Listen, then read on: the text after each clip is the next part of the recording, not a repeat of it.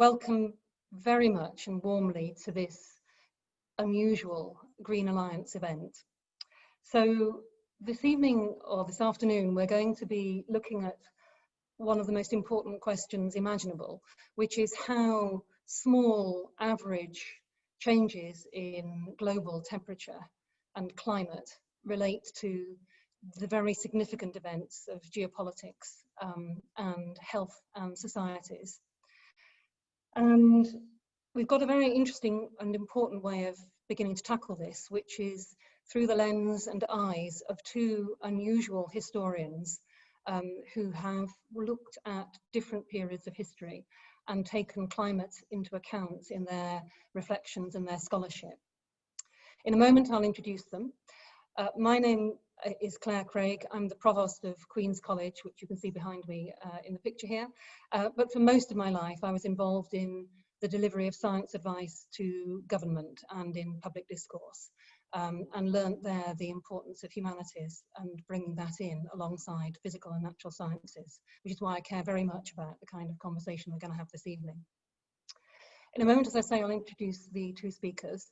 The format is that I'll invite them to reflect on their work. We'll then have a guided conversation, and the chat has just said Queen's College where? Queen's College Oxford. There is only one. So we'll have a guided conversation, and then also take on board your questions and obviously engage with you, and we will finish at 6:15. So the panelists are the distinguished Professor Geoffrey Parker from Ohio State University, whose book is Global Crisis, War, Climate Change and Catastrophe in the 17th Century. And we'll hear first from him, and then after that from Kyle Harper, who's a professor at Oklahoma University and wrote on the fate of Rome, climate, disease and the end of an empire. So it's clearly going to be somewhat apocalyptic as an evening, but we are going to be looking for insights and reflections that we can draw on today. When you ask questions or when you want to table questions, please use the Q&A function, not the chat function. So I'm going to begin, if I may, by asking you, Geoffrey, to reflect on what brought you to write your book in the first instance and something about it. Thank you, Claire. Good evening, everybody. I remember very clearly, as if it were yesterday, the moment when I became interested in the 17th century global crisis. It was an evening in 1976 when I taught at St Andrews University, and I listened to an interview on the BBC Third Programme. The older members of the audience will remember the Third Programme. It was an interview with a solar physicist called Jack Eddy, and he just published a paper in Science on what he called the Maunder minimum, the period between 1645 and 1715, when virtually no sunspots appeared. He speculated that this prolonged sunspot minimum, which was noted by contemporary astronomers during the reign of Louis XIV, known at the time as the Sun King. It was a bad joke then, it's still a bad joke. But this Maunder minimum had contributed to an episode of global cooling that Earth scientists had already christened the Little Ice Age. And Eddy noticed a very important distinction. This was not, he said, evidence of absence. It was not absence of evidence, it was evidence of absence. Since Galileo invented the telescope, hundreds of astronomers trained their telescopes on the sun. In fact, there are 8,000 different observations between 1645 and 1715, and all of them note an absence of sunspots. They're there before 1645, they're not there for about 70 years. In fact, in that 70-year period, there's only 100 sunspots, which is more or less what we get in an average year of the 21st century. And Eddy wondered whether this prolonged episode of global cooling might have contributed to the political upheavals of the day. And I found that so plausible and so exciting that I decided to study it. And it took about 35 years. So what did I get out of it? What is the product of the 35 years? Well, I see a fatal synergy between climate change and human inflexibility. Between the 1630s and the end of the 17th century, perhaps 1/3 of the planet's human population is eradicated, and there is an unparalleled spate of wars, invasions, and revolutions. Personal accounts, scientific data alike, show how extreme weather disrupted the growing seasons, destroyed the harvests, brought hunger, malnutrition, forced migration, disease, and then, as material conditions worsened, economic chaos, political anarchy, and social collapse. That was my first takeaway. The second takeaway, which was immensely reassuring, because some of you listening will wonder, as I did, am I just applying 21st century standards to 17th century problems? But there's one 17th century government which reacts in a very different way to the climatic change, and that is Japan, Tokugawa Japan. We find episodes of extreme weather that killed 500,000 people, and that convinces the Tokugawa government to create more granaries, to upgrade communications infrastructure, to avoid foreign wars in order to accumulate sufficient food reserves to cope with future disasters. So although Japan continues to suffer from extreme weather, it enjoys peace and prosperity. The third takeaway is that although humans played no part in causing climate change in the 17th century, as we are pretty sure they're doing today, the 17th century population still suffered and died from the primary effect, a 2% fall in global temperatures. And the fact that today we're facing an increase of 2 degrees centigrade will not reduce the same weather events associated with changes of this magnitude. And therefore, I think we need to learn from the past in order to face the problems of the future. Thank you very much, Geoffrey. There's lots to follow up in that. But first I'll, if I may, bring Kyle in. So Geoffrey spoke of a fatal synergy between climate change and human inflexibility. Kyle, somewhere in your book, you talk about, more musically, about a kind of contrapuntal motion between humanity and the natural environment, sometimes parallel and sometimes contrary. Can you say a little about what brought you to consider environment in with your historical scholarship and where that took you? Yes, thanks Claire and Geoffrey and everyone watching. And I'd say that as historians, we always look at the past through our own eyes, and we're always going to be conditioned by the world that we live in. And that was true when Edward Gibbon wrote his monumental volumes on the history of the decline and fall of the Roman Empire. He lived in the Enlightenment, and he was very concerned about the tensions between reason and religion. And so when he writes the history of the Roman Empire, it's very much with the concerns of the present that allow him to see certain things in the past. So I think it's okay, it's a good thing to bring new questions that are informed by the experiences and the ideas of our own world. And climate crisis is one of the defining issues of our time. And I think we can look at the past now, maybe with a little more sensitivity to the importance of environmental factors as part of human history. But I'd say there's also another connection too, which is that historians like Geoffrey and myself are really the unintended beneficiaries of climate science and the advance, particularly of paleoclimate science. I think is one dimension of our need to understand anthropogenic climate change and the modern physical climate has been a motivation and driver and funder of projects that try and help us understand climate change and climate dynamics in a longer perspective. And one of the consequences of that is that we have simply a lot more evidence than we did 10 years, certainly more than 20 years ago, from people who have done things like recover ice cores that tell us about the chemistry of the atmosphere on an annual and sometimes even subannual resolution going back thousands of years, or dendrochronology, using the study of tree rings to understand changes in temperature and precipitation.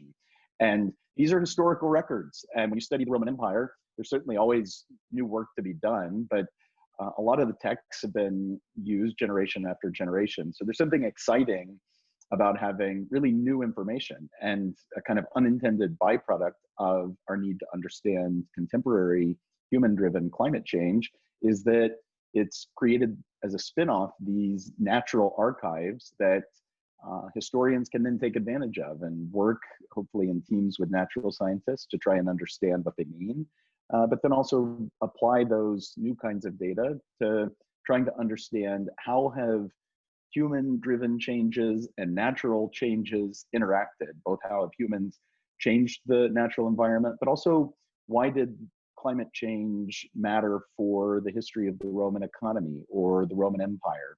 And those are questions that I think we can answer today in a way that we couldn't 10 or 20 years ago. And hopefully it not only helps us understand the past, but also gives us a deeper perspective on where we are and the kinds of challenges that we face and how humans before us have faced those challenges too. Okay, thank you.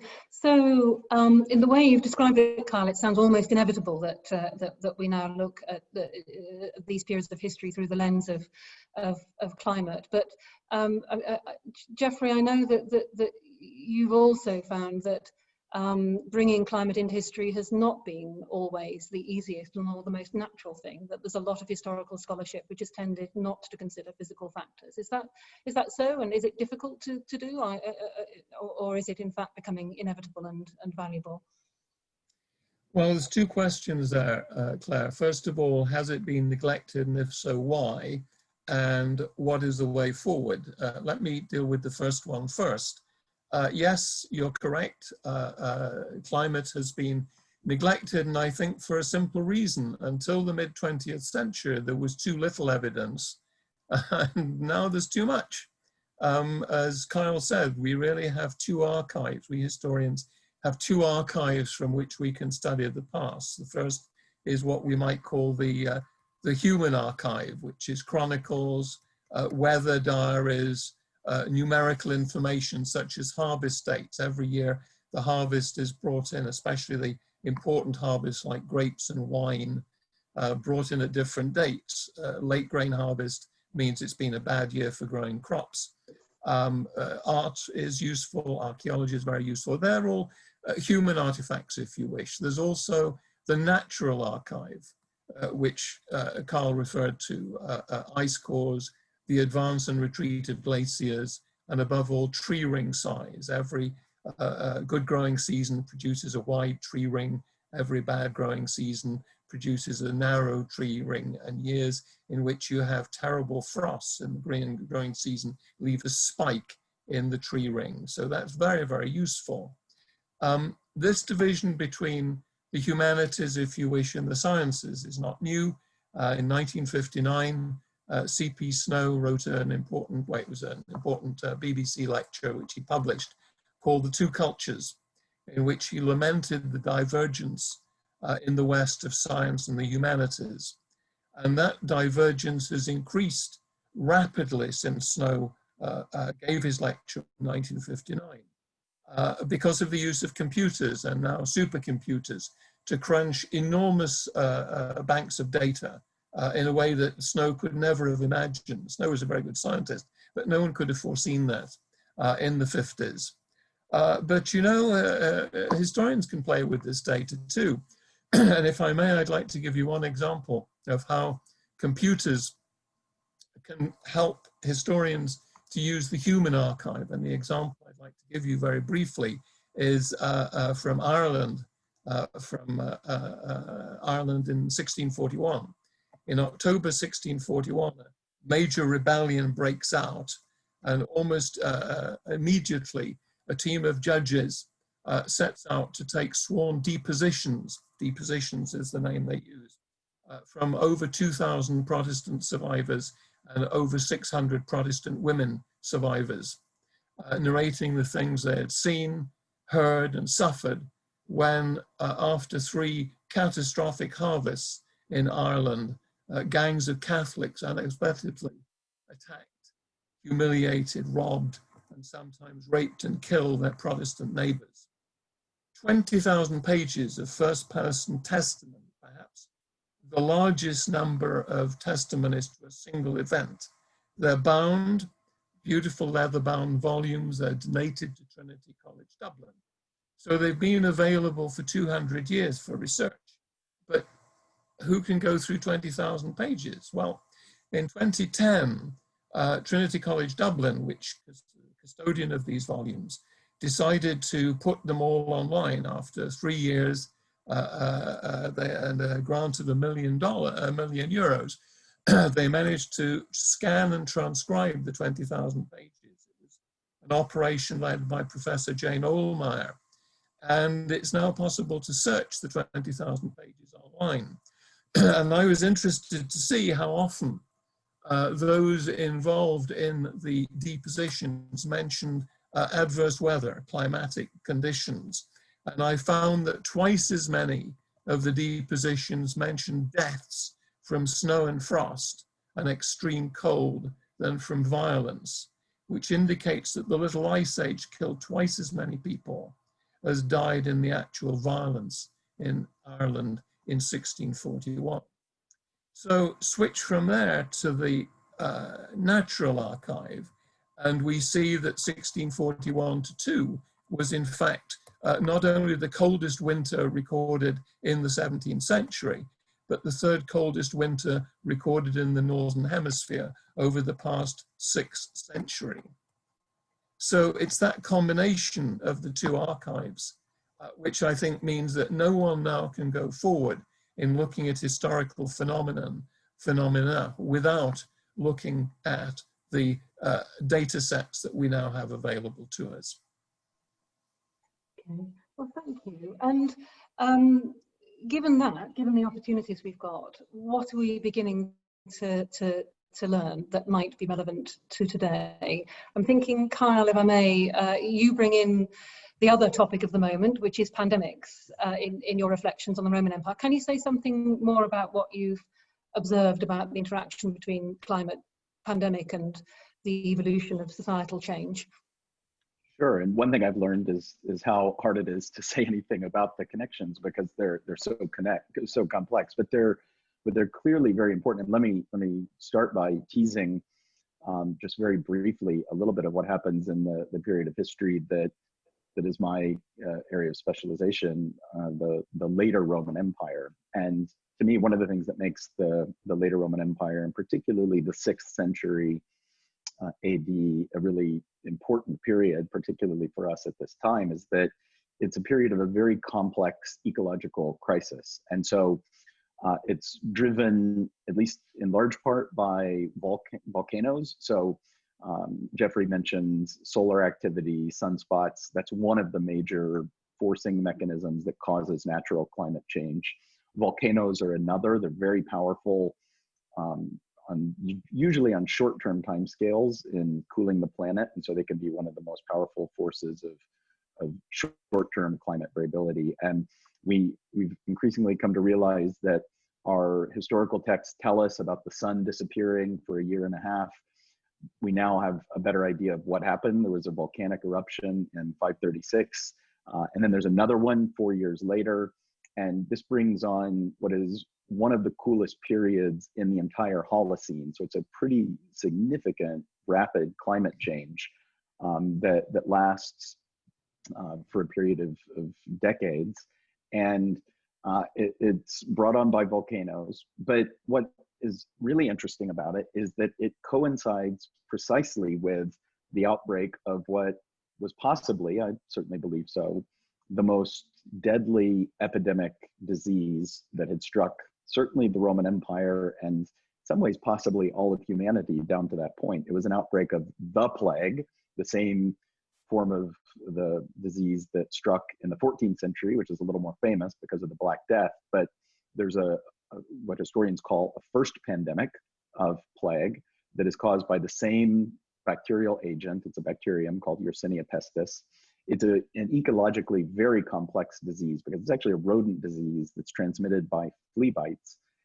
And so there's a huge number of biological species that are involved in a plague pandemic. But in 541, the plague shows up inside the Roman Empire. So this is just 5 years after the beginning of this series of volcanic eruptions. And it's really, it's in many ways, it's quite amazing to have both of these events so close in time that we now are learning more about because of these natural archives. And yet we don't totally understand the connection. There's sort of a flash and a bang, but we don't know exactly what the relationship between them is. Probably has something to do with rodent populations or human movements. But the important point is that you have, in the span of hundreds of years, you have the most extreme climatic disturbance that there's been objectively for hundreds of years, simultaneously with the most extreme biological disturbance. And it reminds us how deeply interconnected human and natural systems are, and natural systems including both the physical climate, but also the biological climate. And this is true in pre-modern societies that don't have the kind of modern science and technology we have. And as we're learning, it's true in our own world that the connections between climate change and the emergence of infectious diseases are very complex, but also very important. And I think we can expect that to be one of the main dimensions of the 21st century climate crisis is very likely to be changes in human health. And there are numerous ways in which those domains are connected. Human migration is certainly one, and that was probably one in the ancient world.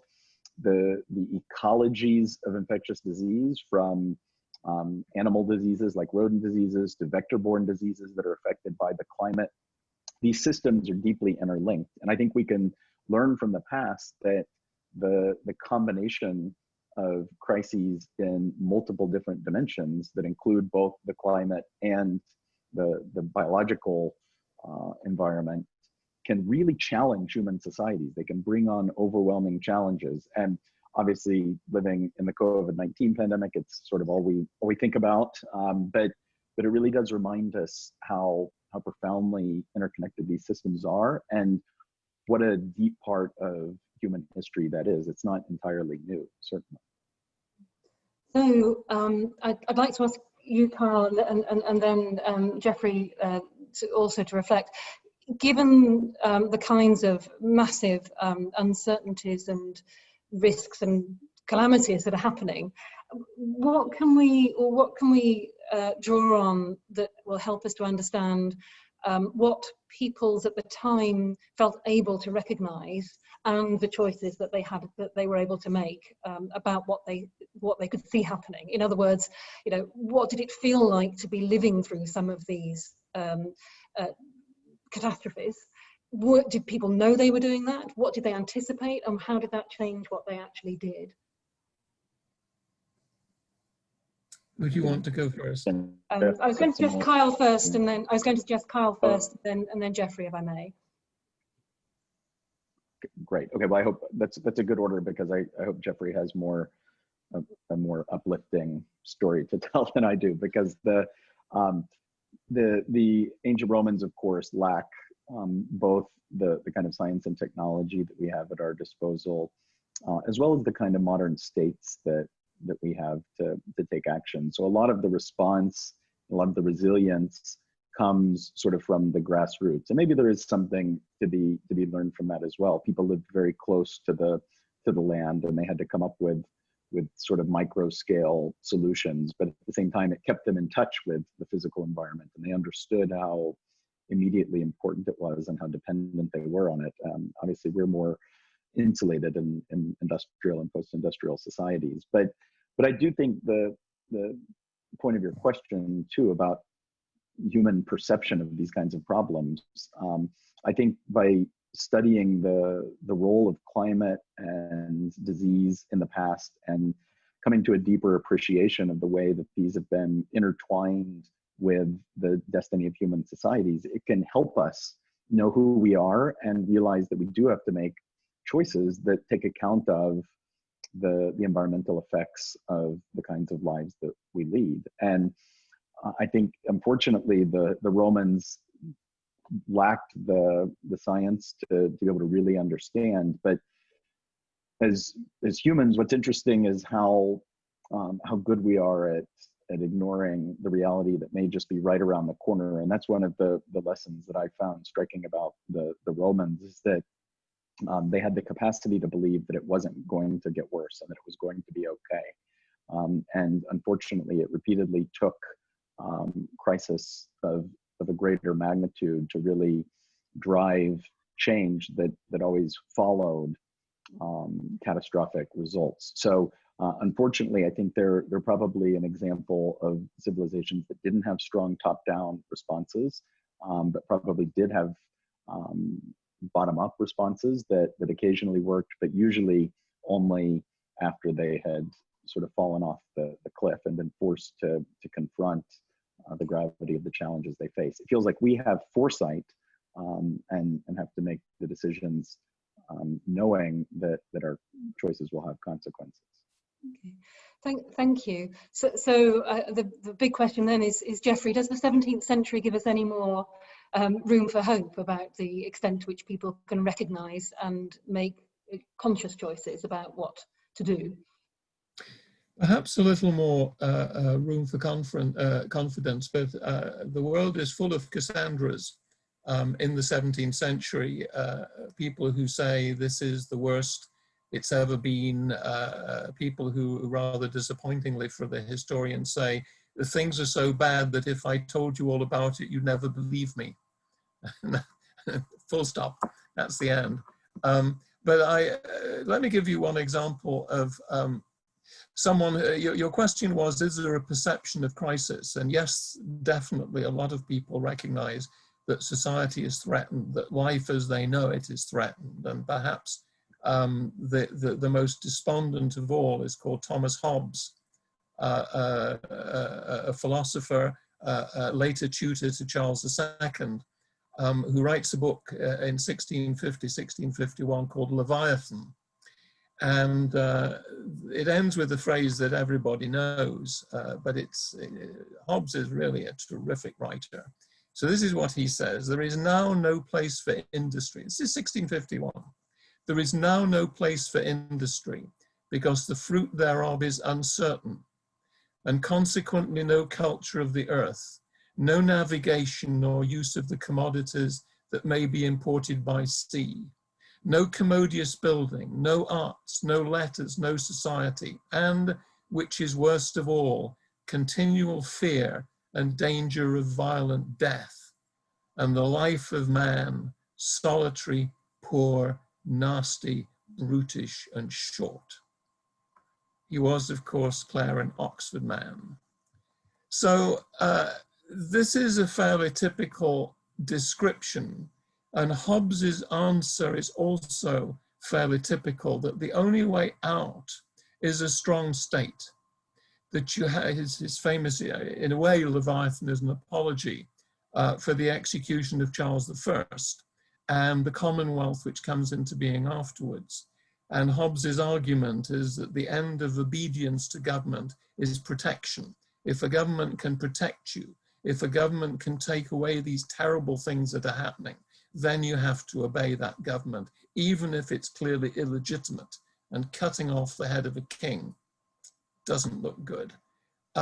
There's a number of tracts like that, both in China, in Mughal India, and in Northwestern Europe, especially Britain and the Netherlands. You see a number of attempts to, if you like, surrender liberties in return for security. The problem is governments can do bad things as well as good things. I praise the Japanese government of the Tokugawa, who react to climate change by building up granaries, developing infrastructure, avoiding common foreign wars. But let me present a counterexample of another government which has absolute power, and that is the new Manchu government, which takes over China in 1644 and 1645.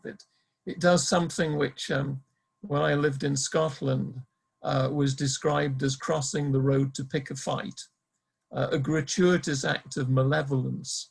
The Manchus become suspicious that their new Chinese subjects are all disloyal, they're all traitors. And so they devise a very clever way to show allegiance, and that is they insist that all males have to shave their forehead and tie their hair back into a pigtail, just like the Manchus themselves do. And all who refuse to do that is treated as enemies. The popular saying in China at the time is, lose your hair and keep your head, keep your hair and lose your head. And it's very clever because you have to keep on shaving it. So the Manchus have a way of constantly verifying that their new population, their new subject population, the Han Chinese, are loyal.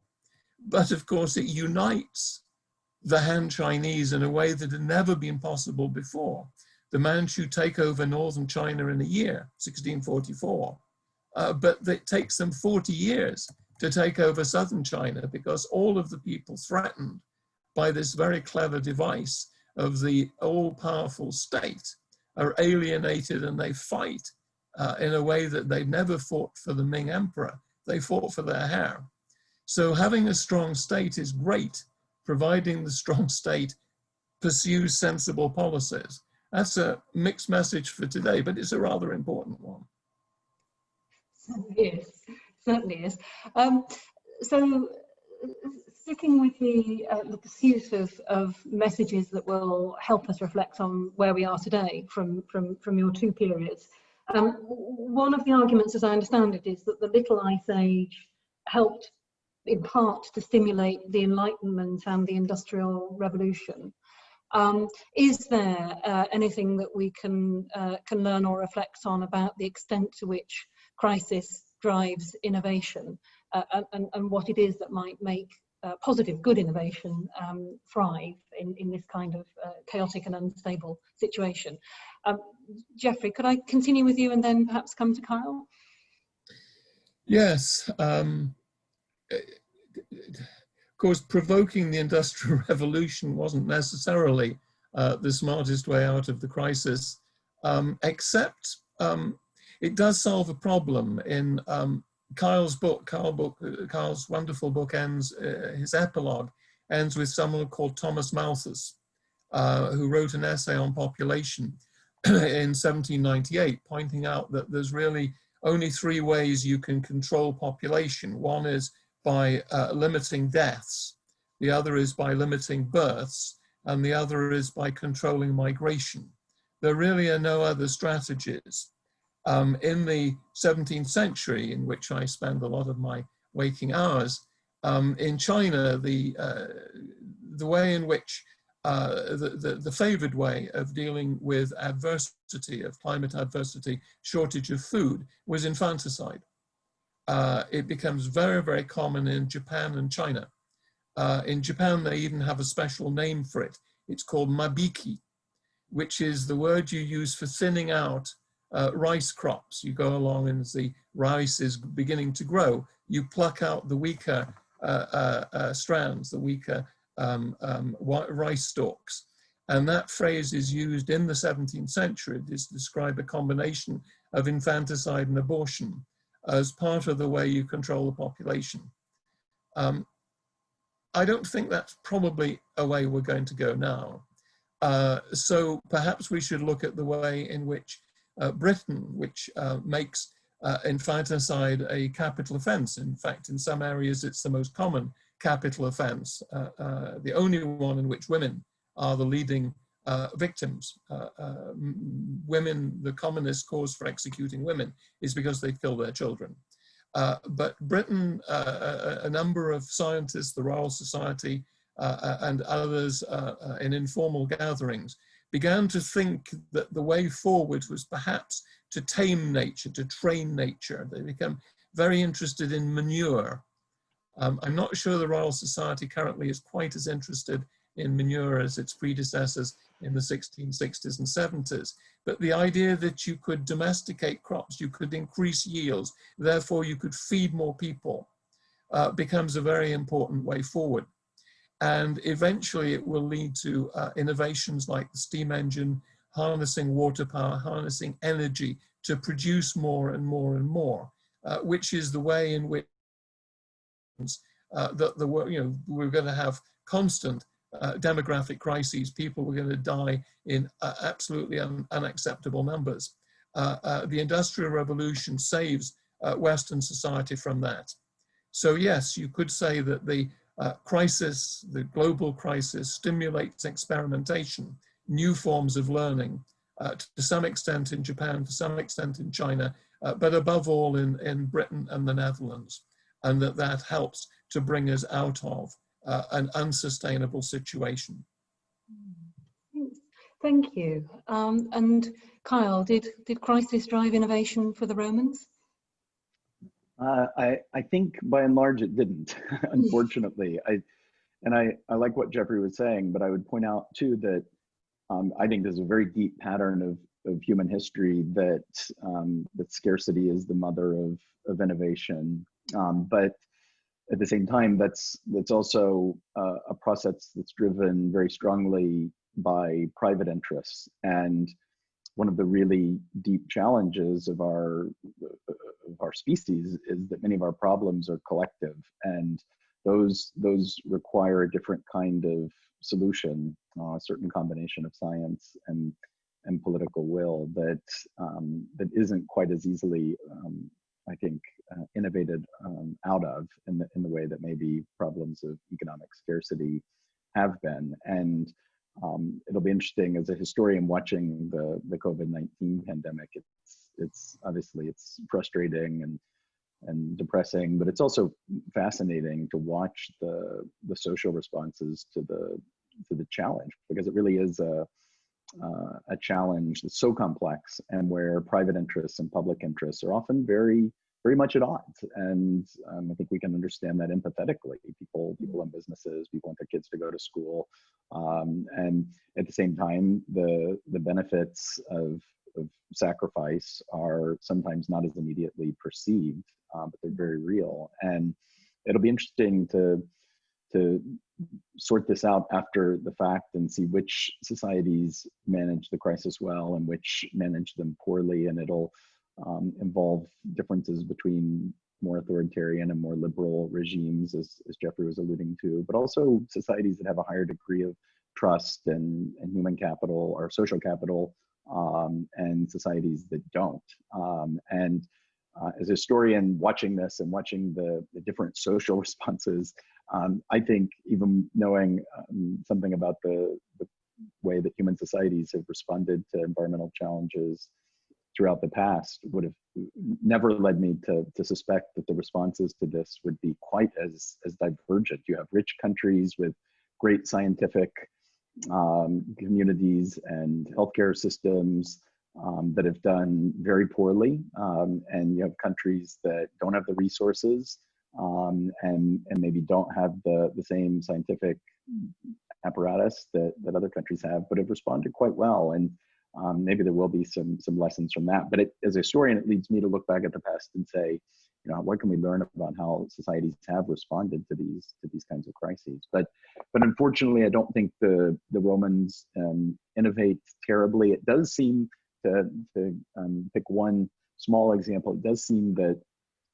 quarantine is an early medieval invention. So this late Roman pestilence does seem to lead to the kind of first collective efforts to implement restrictions on movement as a way of response. So there is a pattern of crisis leading to response and innovation, but in the period that I study, it's very slow and usually doesn't work.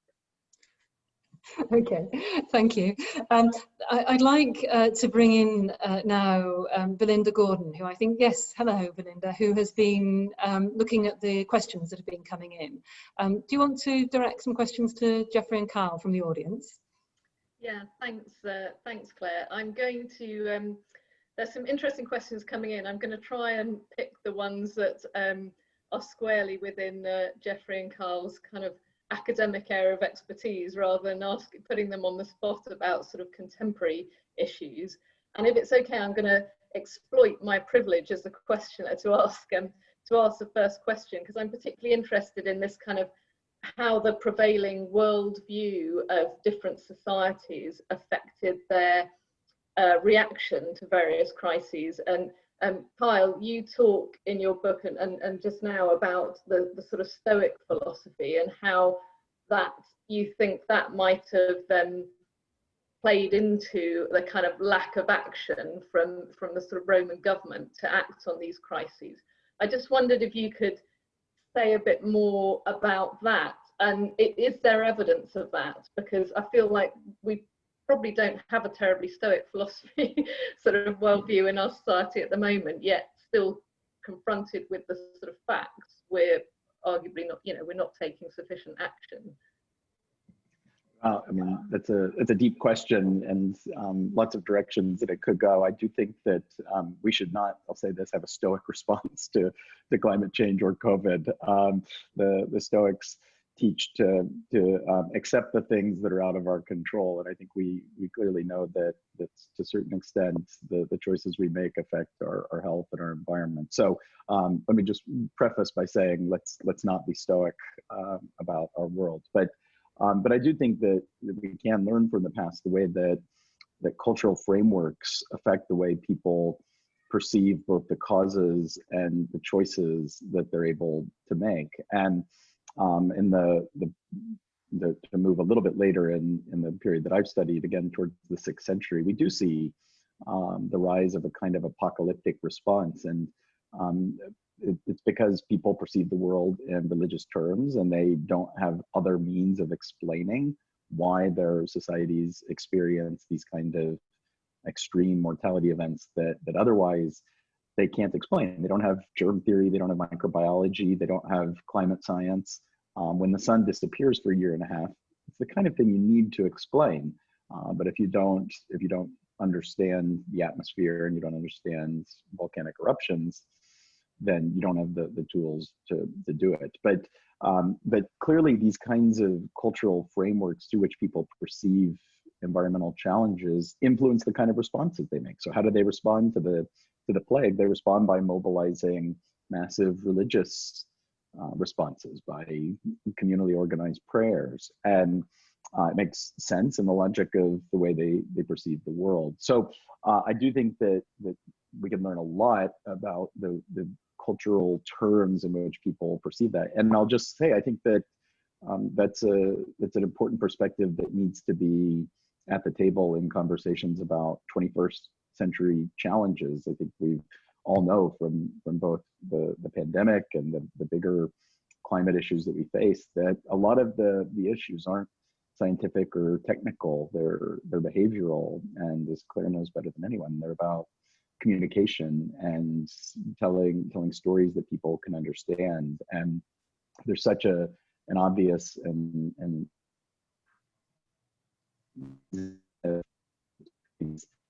arrow and based on the facts and quantitative data, but in my experience, the certain quantitative analysis isn't going to convince people to really understand the trade-offs that they may face in the very long term, whereas a deeper understanding of how other societies have faced challenges maybe can connect with people. So just to say that, following out of your question, understanding those cultural frameworks is actually, I think, very relevant for the kind of challenges that we face.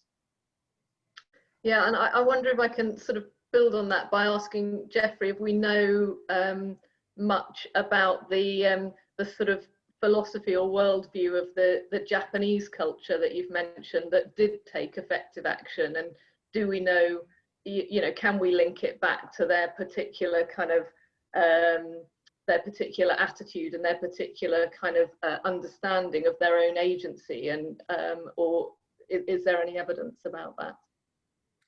You're dealing in, would you mind if I dodge that slightly, because I'm not an expert on Tokugawa Japan.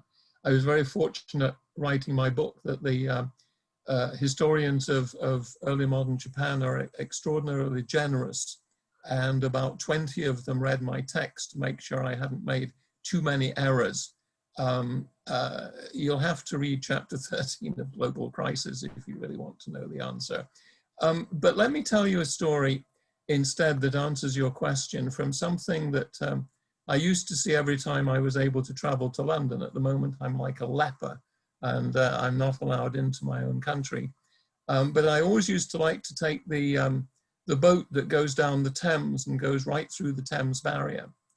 The Thames Barrier, I'm old enough to remember not only the Home Service, the third programme, but also the flood tide, the disastrous flood tide in 1953 that caused widespread devastation in southeast Britain, southeast England, and the Netherlands. And the government, in the wake of that disaster, asked its chief scientific officer, a man called Herman Bondi, to assess whether a flood tide could possibly inundate London. Now, Bondi was a mathematician, but he also devoted a lot of attention to assessing risks.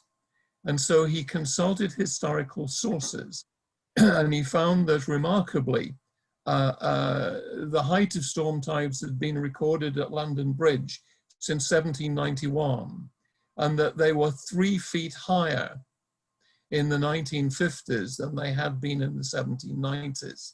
And he couldn't explain the reason for this. It was just as Kyle was saying, nobody knew what nobody knew what caused the plague until Yasinius in the 1890s. Nobody knew why the high tides were getting higher. But Bondi said, it's happening and it's going to go on. And he said to the government, a major surge flood in London would be a disaster of the singular and immense kind that would deliver a knockout blow to the nerve center of the country. His report, which amazingly was classified until the 1960s, you couldn't actually consult it in the National Archive until the 1960s. Bondi also looks at esoteric, low probability, high impact events, such as an asteroid hitting central London. But he concluded 2 things. The risk of that was very low, and prevention is impossible. Whereas he said another disastrous flood, similar to or worse than 1953, was inevitable. And so he recommends the Thames Barrier. But the barrier is only built in 1982 because the shipping interests in London oppose it. How will we get our ships up to the Port of London? And the people who are going to pay for it, the local councils oppose it. Who wants to pay 800 million for something you may never have to use? But in 1982, Mrs. Thatcher steps in and says, all right, we, the central government, will pay for it, and they build it. And although it cost £800 million, which is an extraordinary amount, it protects property that is worth £300 billion. And it's been activated over 100 times, sparing London the fate of New Orleans in 2005 with Katrina, and New York the fate of with the Superstorm Sandy in 2012. This is the sort of preemptive action that we need. Preparation is always cheaper than reparation. We need to identify these low predictability but high impact events, and climate change is clearly one of them. We may argue about who's causing the climate to change, but surely there can be no more debate that it is changing, and we do need to act, and we need to act now. Thank you Thank you, Geoffrey. I will now try and do what I'm actually meant to do, which is not pursue my own interest, but actually ask some of the questions posed by the audience. So this one's been asked by David Walsh, and it builds nicely on what you were saying, I think, which is a well-known phrase suggests those who cannot remember the past are condemned to repeat it. So just thinking about the kind of work that we do in Green Alliance, trying to encourage government to take that kind of prescient action you've just talked about. Do you think there is value in showing the sort of historical precedents we've been talking about today, including the Thames flood barrier, to try and persuade decision makers? You know, as Kyle said earlier, you know, we've got the facts. It's about, we need to get better at kind of telling a story or developing a narrative that persuades people to take action. Do you think, you know, we can draw on kind of what's happened in the past to do that? Yeah, I think we should see life as a tape recorder. You remember tape recorders? You basically had three speeds. One was play, one was fast forward, and the other was rewind. And at the moment, the IPCC has no historians on it. At least when I last looked, there was not one. They're interested in the fast forward. Modeling, I believe, is the in word at the moment, trying to project on current trends, what's going to happen in the future. Well, I think rewind also has its role, that in some ways the best way forward is looking back.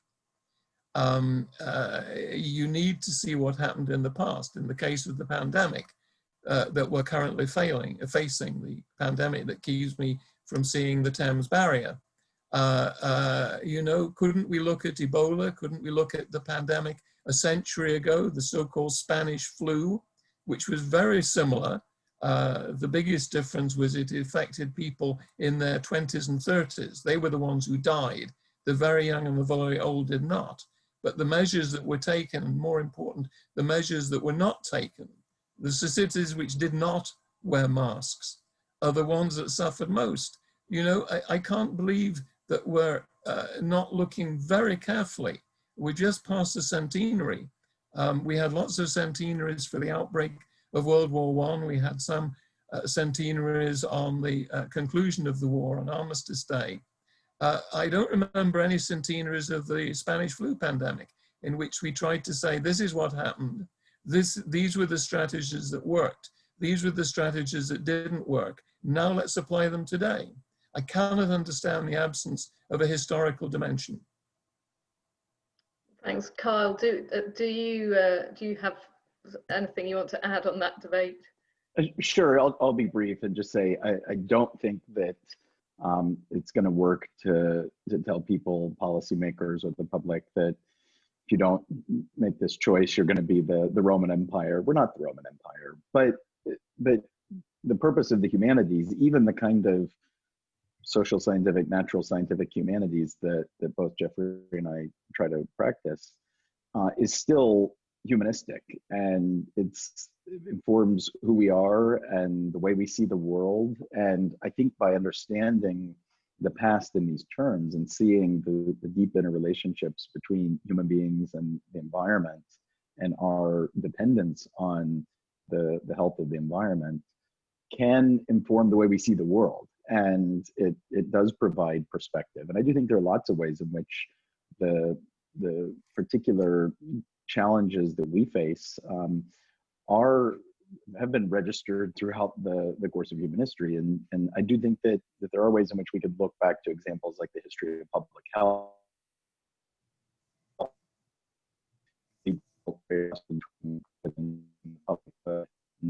were major victories and advances that now people almost take for granted. And that wasn't always the case. And so I think history can help us look at those behavioral and political dimensions of questions about the natural environment in ways that can either provide a different kind of perspective on who we are as a society, and maybe some examples of successes that have been achieved before us. Thanks. We're starting to get a bit tight on time, but I'm going to try and squeeze in one more audience question, but for a really brief answer. So someone has asked, it sounds as if poor governance, wars, human stupidity, etc., has almost as much to do with the turmoil the historians are describing as climate change did. Should we regard that as reassuring? No, it's not reassuring, but governments certainly have the capacity to turn a crisis into a catastrophe. But they also have the ability to, and only they have the ability to organize against a real crisis. We just need an educated government, a strong government, but an educated government, because individually there's a limit to what we can do. Kyle, do you agree, or? Well, I think the annals of history are full of human stupidity and vice and violence. But I'll say that in many cases, crises bring out the worst in people, and in many cases, they bring out the best. So we still have to make our choices. And I think history tells us that even under the constraints of the natural environment, humans have freedom individually and collectively, and have to make accountable choices about the kind of world that we want to live in. Thanks very much. I'll hand back to Claire to bring things to a close. Thank you, Belinda. That was absolutely fascinating. I just wanted to add one point myself, because from experience about bringing history into scientific advice to government. So I was involved a little on the scientific advisory group in emergencies processes when I was in government. And during the Ebola crisis of 2014, the government called SAGE, which is now much more well known in the UK than it was then. And SAGE's advice wasn't working in tackling Ebola in the countries where it was spreading, until basically SAGE was extended to include people from the humanities and the social sciences, including historians and anthropologists of West Africa. And when they were brought in, then the advice started working. So it was a really nice case study, specific case study of why the humanities, including the historians, should be involved in formal advice giving as well as in general public discourse, and certainly should be part of in my view, part of the IPCC and similar sorts of processes for bringing all the different learnings, disciplines together to get the best possible kind of answers to these really big questions. That was a wonderful conversation. It feels really strange to say thank you and sign off on an event where you can't have a round of applause, and I'm assuming that's not technically possible. So we're all clapping madly in our heads, but I'm really grateful to the two panelists, to Geoffrey and to Kyle, for that amazing conversation over millennia and over continents, and also for giving us both, I think, some somber moments and reflections, and some things that we could begin as the Green Alliance and its friends and allies to use and to apply in what we're doing now. So thank you very much, and good evening to everybody.